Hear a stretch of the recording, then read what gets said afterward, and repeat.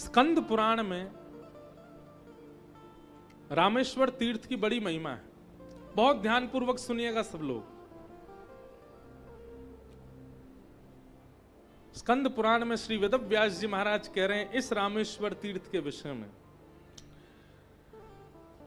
कि 10 वर्षैस्तु यत् पुण्यम क्रियते तु कृते युगे त्रेतायामेकवर्षेण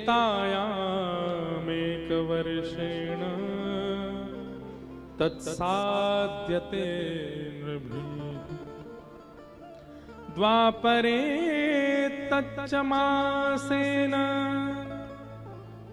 तद्भिन्ने तननो युगैः तत्फलं कोटिगुणितं निमिषे निमिषे नृणाम्। वेदव्यास जी महाराज कह रहे हैं, बहुत ध्यान से सुनो। 10 वर्षैस्तु यत् पुण्यम क्रियते तु कृते युगै। 10 वर्षों तक सतयुग में नित्य हवन करने से, तप करने से, पुण्य करने से जो फल प्राप्त होगा, सतयुग में 10 वर्षों तक नित्य प्रतिदिन पुण्य करने से जो फल प्राप्त होगा वो त्रेता युग में 1 वर्ष करने से प्राप्त हो जाता है। सतयुग का 10 वर्षों का पुण्य त्रेता युग में 1 वर्ष में प्राप्त हो जाता है। 1 वर्ष तक करना पड़ेगा, 365 दिन।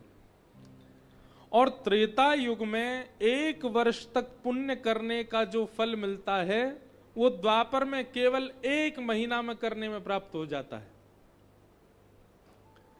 द्वापर में 1 महीना तक पुण्य करने का जो फल प्राप्त होता है वो कलयुग में केवल 1 दिन पुण्य करने से प्राप्त हो जाता है। अब आप कहोगे महाराज जी ये तो आपने कलयुग की महिमा बताई। कलयुग बहुत प्रचंड है, पर कलयुग की बड़ी खासियत भी है, कलयुग की बड़ी खूबियां भी हैं।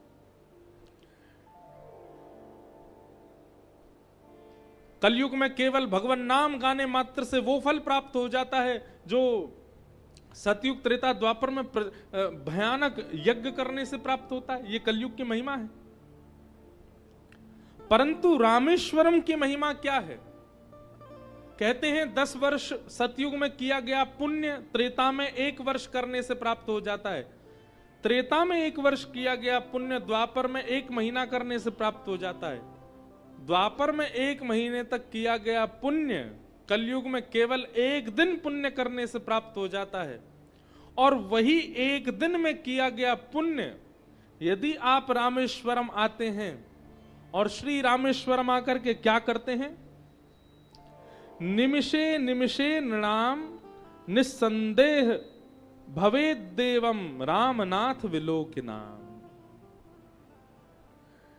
जो एक संपूर्ण दिन 24 घंटा करने से जो पुण्य का फल प्राप्त होता है वो केवल रामनाथ यानी कि श्री रामेश्वर भगवान को एक बार एक क्षण देखने मात्र से प्राप्त हो जाता है। ये रामेश्वरम की प्रथा।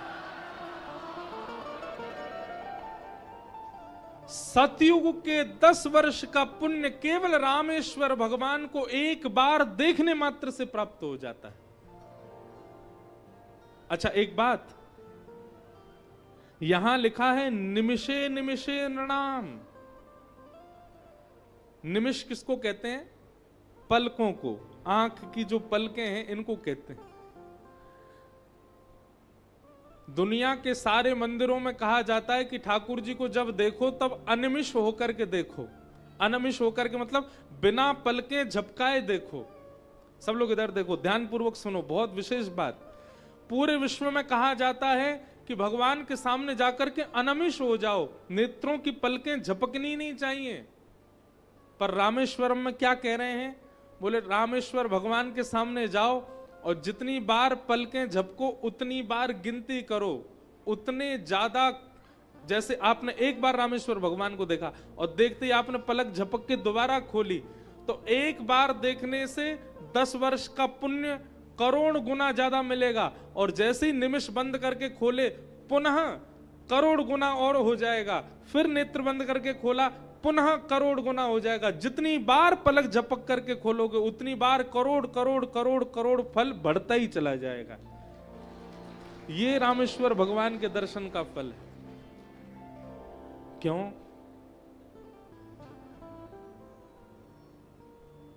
ये सामान्य महादेव नहीं है, ये सामान्य नहीं है। लिंग थाप विधिवत करी पूजा, लिंग थाप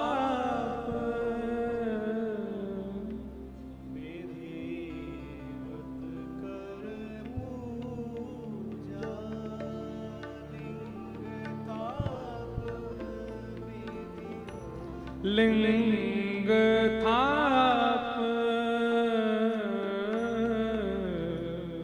विधिवत करी पूजा, लिंग थाप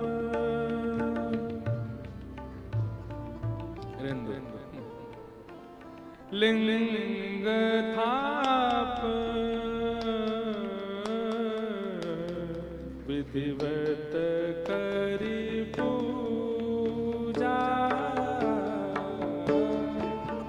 लिंग थाप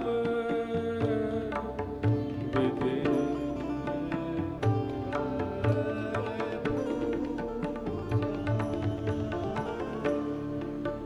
लिंग थाप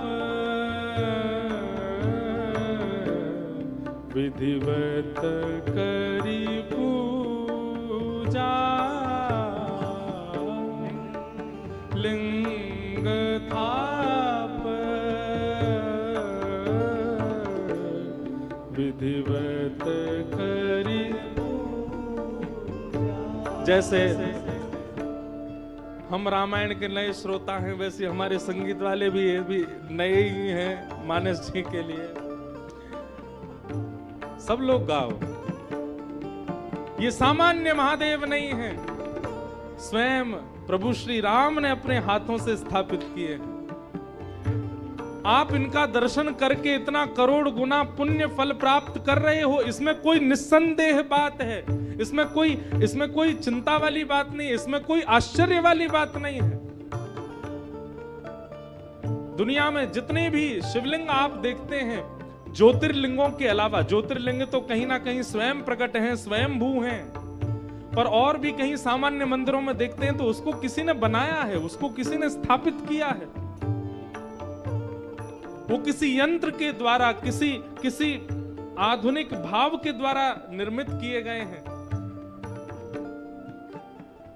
हमारे पूज्य मलुकपीठ वाले महाराज जी एक बात कह रहे थे, अभी कथा पूरी हुई घर पर, बोले जो चित्र बनाना जानता है ना कहीं उसका ध्यान जो होता है ना वो बड़ा श्रेष्ठ होता है। क्यों? जब वो चित्र बनाता है तो उसका मन कहीं और जाता ही नहीं है। ऐसे पलकें हैं, ऐसे भौएं हैं, ऐसे नेत्र हैं, ऐसी नासिका है, ऐसे ओष्ठ हैं, ऐसे गाल हैं, ऐसे कान हैं, ऐसे केश हैं। वो यदि ध्यान नहीं लगाएगा तो चित्र बिगड़ जाएगा। इसलिए महाराज जी कह रहे थे, बोले सबसे बड़ा ध्यानी संसार में कौन? बोले जो चित्र बनाता हो। माला हाथ में लेकर के बैठे समुद्र के तट पर, हिमालय पर जाकर के, और मंत्रों के द्वारा ध्यान साधना भी कई बार कठिन होता है, पर चित्र बनाने वाले का ध्यान कभी डगमगाता नहीं है। 12 ज्योतिर्लिंग एक से एक भर करके हैं, पर रामेश्वर अतिश्रेष्ठ क्यों है? क्योंकि रामेश्वर भगवान के एक एक अंग को, एक एक कण को स्वयं प्रभु श्री राम ध्यान पूर्वक पधरा रहे हैं। ऐसी गुलाई होगी, ऐसी चौड़ाई होगी, ऐसे लिंग होंगे, ऐसी उनकी जलधारी होगी, ऐसा उनकी आकृति, ये सब राम जी कितने ध्यान पूर्वक बना रहे हैं, इसलिए ये अति विशिष्ट हैं, अति विशेष हैं। लिंग थाप विधिवत करी पूजा, लिंग थाप विधिवत करी। प्रभु श्री राम कह रहे हैं, शिव समान प्रिय मोहि न दूजा,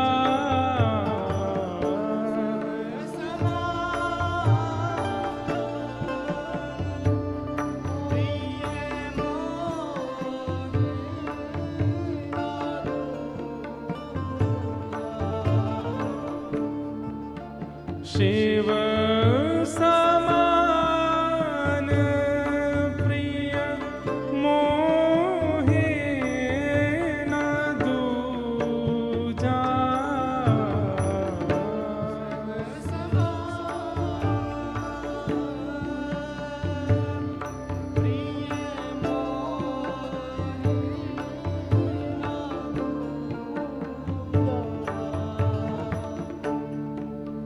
लिंग थाप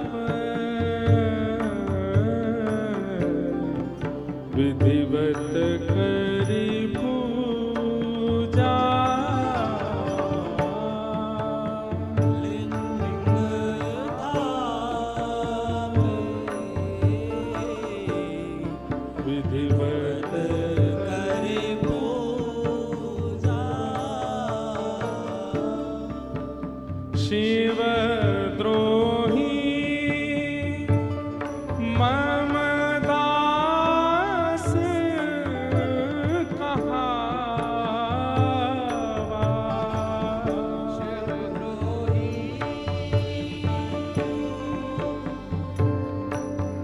मम दास कहावा,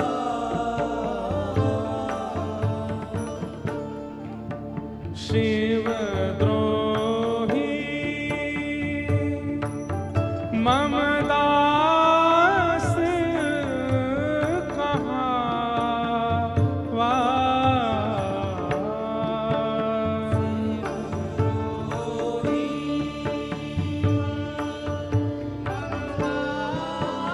प्रभु श्री राम कह रहे हैं,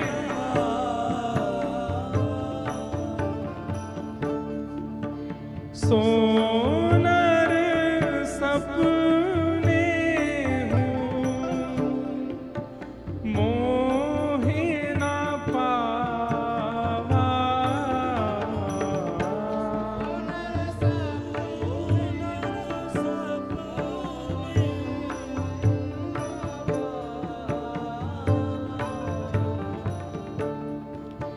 सोनर सपने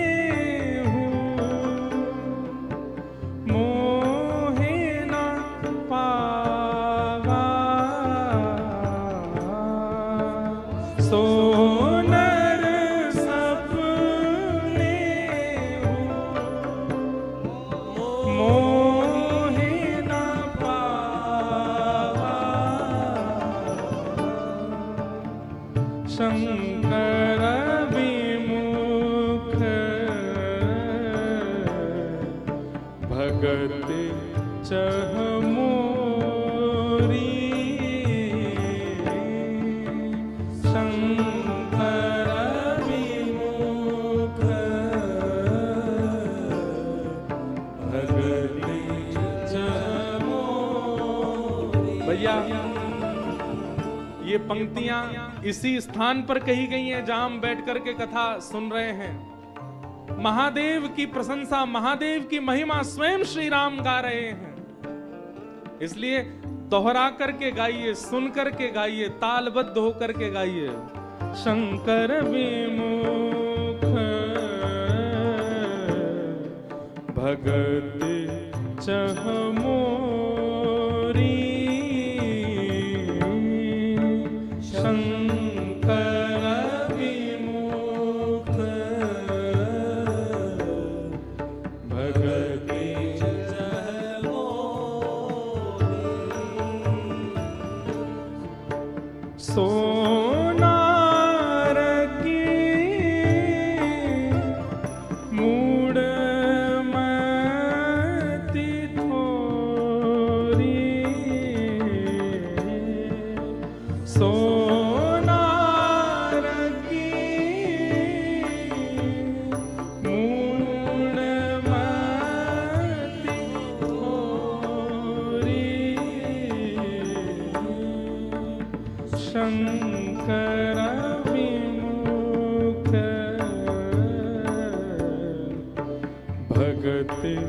चह मोरी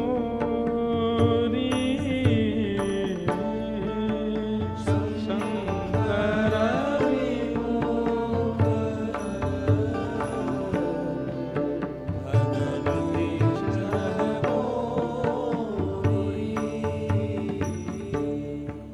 शंकर प्रिय मम द्रोही शिव द्रोही मम दास ते नर करहि कलप भरे घोरक नरक महुवास जे रामेश्वर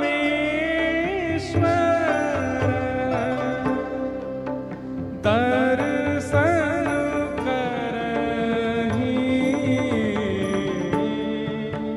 जे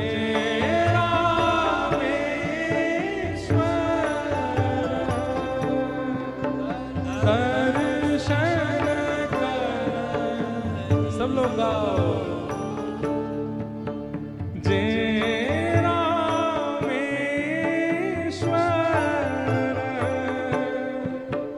दर्शन करहि जे रामेश्वर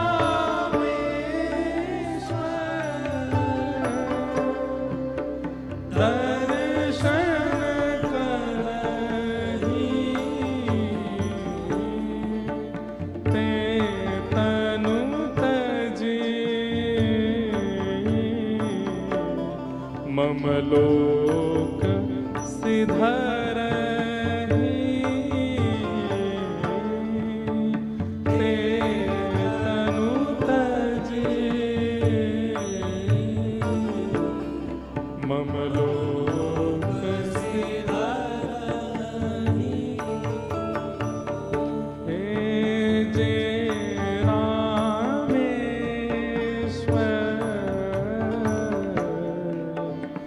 दर्शन करहि जे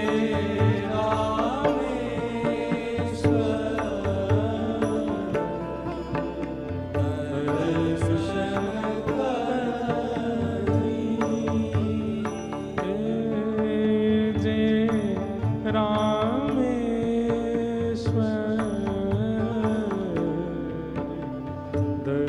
दर्शन करहि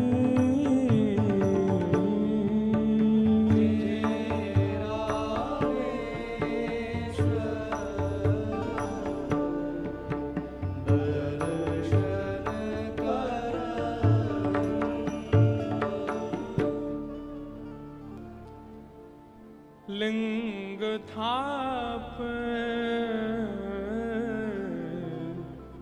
विधिवत करि पूजा शिव समान प्रिय मोहि न दूजा शिव समान प्रिय मोहि न दूजा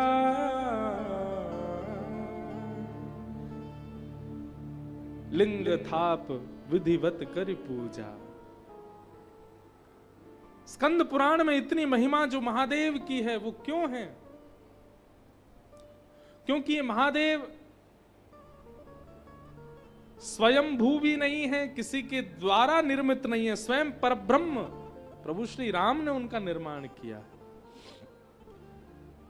सब लोग बिल्कुल सावधानी से बैठो, आज थोड़ी देर ही कथा करेंगे, सब इधर देखो।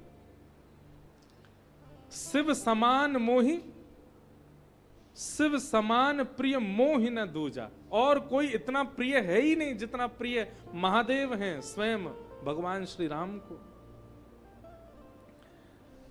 रामेश्वरम में 3 शिवलिंग विराजमान हैं। प्रथम तो श्री रामेश्वर भगवान रामनाथ भगवान, जिनको शास्त्रों में रामनाथ भी कहा गया। दूसरे जो सुबह आप सबको मणि रूप में दर्शन करते हैं स्फटिक के, जो कि स्वयं आद्य गुरु शंकराचार्य भगवान के द्वारा स्थापित महादेव हैं। और तीसरे हनुमान जी के द्वारा स्थापित है हनुमतेश्वर, वे भी यहां विराजमान हैं। और तीनों के स्थापन इसी भूमि पर हुए, जिनमें से दो की स्थापना तो दक्षिण के दाक्षिणात रामायणियों ने अपनी रामचरित्र में उनका स्थापन भाव बताया है। रामेश्वर भगवान की स्थापना तो वाल्मीकि रामायण में भी बताई है, मानस जी में भी बताई है, पर हनुमतेश्वर जो है इनकी स्थापन की विशेष कथा दक्षिण के एक रामचरित्र मानस, क्योंकि रामायण सतकोटि अपारा, 100 करोड़ रामायण, करोड़ों लोगों ने रामचरित्र को लिखा है, और कल्प भेद से कहीं ना कहीं सबकी कथाएं सत्य हैं। राम जी एक बार नहीं आए पृथ्वी पर, अनेक बार आए, और जितनी बार आए उतनी बार वैसी वैसी लीलाएं की हैं जो जो रामायणों में रामायणियों ने लिखी हैं। बहुत सावधानी से सुनो सब लोग।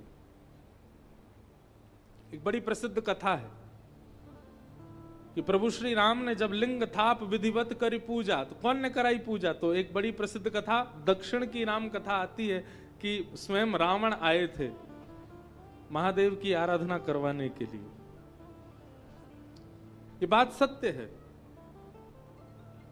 दक्षिण के रामचरित्र लिखने वालों ने इस बात का किसी रामायण में, मैं एक बार महाराज जी से या गुरुजनों से पूछूंगा किन्होंने लिखा है जिसमें यह वर्णन है कि रावण आए पूजा कराने के लिए। बात हुई कि लंका विजय के लिए भगवान श्री राम जब आगे प्रस्थान करने लगे तो मन में भाव आया कि पहले अपने प्रिय आराध्य को वंदन कर लिया जाए, पूज लिया जाए। अगस्त मुनि से पूछा गया, महाराज आप आज्ञा करें कि कैसे महादेव को वंदन किया जाए, उनकी पूजा कैसे की जाए, विधि विधान सब आप बतलाइए।